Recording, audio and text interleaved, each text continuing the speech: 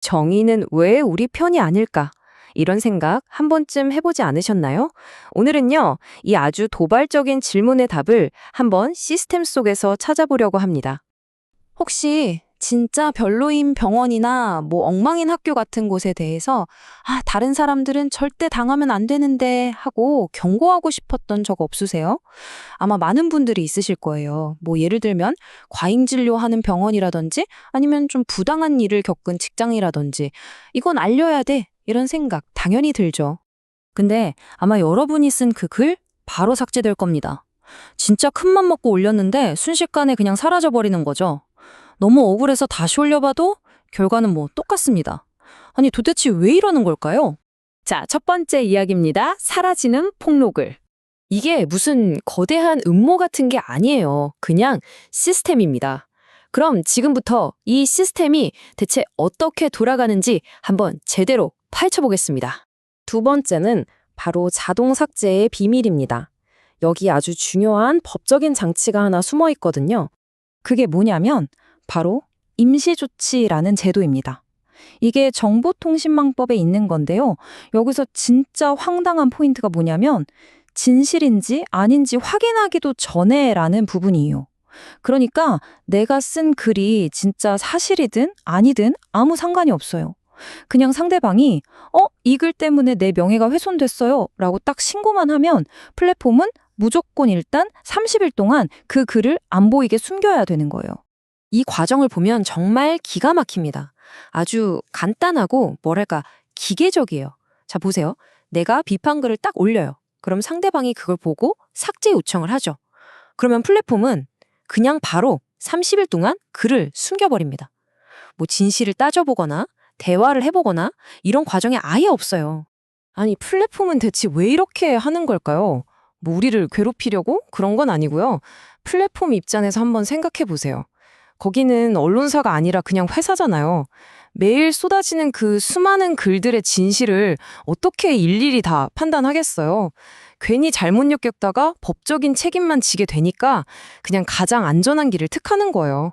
신고 들어오면 일단 내리고 본다, 이거죠. 자, 이제 여기서 한 단계 더 깊이 들어가 볼게요. 글이 그냥 삭제되는 수준이 아니라 아예 처벌까지 받을 수 있는 상황이거든요. 바로 이 문제. 진실을 말해도 죄가 될까입니다. 아마 이 부분에서 정말 많은 분들이 깜짝 놀라실 거예요. 대한민국은요, 전 세계에서도 몇 안 되게 진짜 사실을 말해도 명예훼손으로 처벌받을 수 있는 나라입니다. 보통 명예훼손은 거짓말을 해야 성립된다고 생각하잖아요? 아니에요. 내가 겪은 피해 사실을 100% 그대로 말했는데도 그게 범죄가 될 수 있다는 겁니다. 물론 빠져나갈 구멍이 아예 없는 건 아닙니다. 우리 형법에 보면 이런 조항이 있어요. 내가 쓴 글이 진짜 사실이고 또 이게 오로지 공공의 이익을 위한 것이었다. 이 두 가지를 모두 만족시키면 처벌을 피할 수 있습니다. 근데 말은 쉽죠. 이 두 가지를 다 증명하는 게 이게 진짜 보통 일이 아닙니다. 그리고 제일 중요한 핵심이 바로 이겁니다. 그 증명을 누가 해야 하느냐? 병원이나 회사가 아니라 글을 쓴 바로 나 자신이 해야 한다는 거예요. 한번 생각해 보세요. 어떤 조직 안에서 일어난 일에 대한 객관적인 증거를 힘없는 개인이 어떻게 다 찾아내겠어요. 이건 현실적으로 거의 불가능하죠. 자, 네 번째 이야기입니다. 이 모든 걸 종합해보면 결국 그림이 딱 나오죠. 바로 기울어진 싸움의 규칙입니다.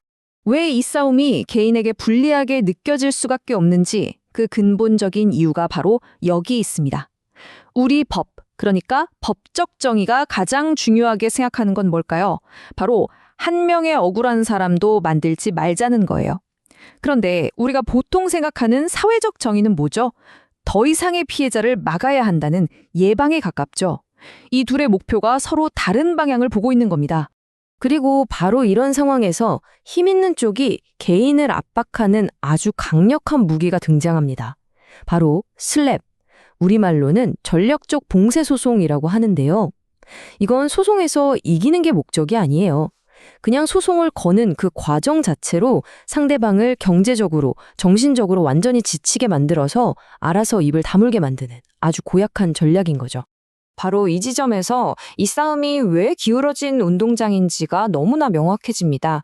기관이나 기업은요, 빵빵한 법무팀에 돈도 많고 시간도 많아요. 하지만 개인은요, 내 돈 써야죠, 내 시간 빼야죠. 그 스트레스는 또 어떻게 감당합니까? 이건 뭐 애초에 게임이 안 되는 싸움인 거죠. 그럼 이렇게 답답한데 그냥 포기해야만 할까요? 아닙니다. 마지막으로 이 시스템 안에서 우리가 싸울 수 있는 더 현명한 방법은 없는지 한번 알아보겠습니다. 우리가 보통 제일 먼저 하는 게 뭐죠? 억울한 마음에 그냥 감정적으로 폭로하는 거잖아요. 근데 그 길의 끝은 거의 정해져 있어요. 글 삭제되고 좌절하고 결국엔 입 닫게 되는 거죠. 이런 소모적인 악순환의 골이 이제는 좀 끊어내야 합니다. 혹시라도 글을 꼭 써야겠다면 쓰는 방식이 정말 중요합니다. 예를 들어, 이 병원 사기꾼이에요. 저 의사 돌팔이. 이런 식의 감정적인 비난은 그냥 비방으로 보이기 딱 좋아요. 그 대신에 몇 월 며칠에 어디서 어떤 일이 있었습니다. 그리고 그 근거는 이겁니다. 이렇게 최대한 객관적인 사실 위주로 중립적으로 쓰는 게 훨씬 안전합니다. 그리고 사실 이것보다 훨씬 더 강력하고 효과적인 방법이 있습니다. 인터넷에 글 올리는 것 말고요. 바로 절대 지워지지 않는 공식적인 기록을 남기는 겁니다. 자, 여기 표를 한번 보시죠. 의료 문제, 소비자 문제, 직장 내 괴롭힘, 학교 문제. 사안에 따라서 이렇게 정식으로 신고할 수 있는 기관들이 다 있습니다. 여기에 신고를 하면요. 인터넷 게시물처럼 그냥 삭제되는 게 아니라 법적인 효력을 갖는 공식 기록으로 딱 남게 돼요.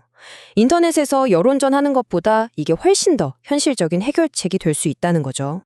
오늘 이야기의 핵심을 딱 한 문장으로 요약하면 이렇습니다. 이 시스템이 애초부터 힘 있는 사람들을 보호하려고 만든 건 아니에요. 오히려 공정하고 객관적인 절차를 지키려고 만든 거죠.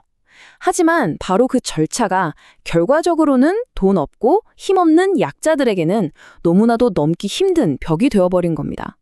이런 구조적인 문제가 있는 거죠. 그래서 마지막으로 우리는 이 질문을 스스로에게 던져봐야 합니다.